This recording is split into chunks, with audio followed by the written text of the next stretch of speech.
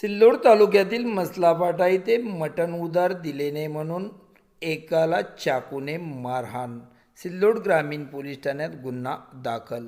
आज मंगळवार 9 जून रोजी दुपारी 2 वाजता माध्यमांना माहिती देण्यात आली की सिल्लोड तालुक्यातील मसलाफाटा येथे फिर्यादी शेख साहिल शेख शागीर वय 22 वर्षे यांनी सिल्लोड ग्रामीण पोलीस ठाण्यात तक्रार दिली की त्यांचा भाऊ शेख आणि शेख शागीर वय 28 वर्षे याला आरोपी शोएब अक्रम पटेल राहणार देगाव खेडी तालुका कन्नड जिल्हा छत्रपती संभाजीनगर याने मटण उधार मागितले होते व उधार मटण दिले नाही म्हणून यांनी फिर्यादीच्या भावाला चाकूने मारहाण करून गंभीर जखमी केले आहे. या प्रकरणी फिर्यादी यांनी दिलेल्या तक्रारीवरून आरोपी विरुद्ध सिल्लोड ग्रामीण पोलीस ठाण्यात विविध कलमांतर्गत गुन्हे दाखल करण्यात आले आहे.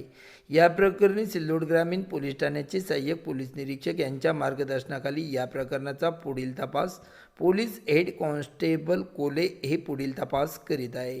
अशी माहिती आज रोजी माध्यमांना सदरील माहिती सिल्लोड ग्रामीण पोलिसांनी सदरील माहिती दिली आहे.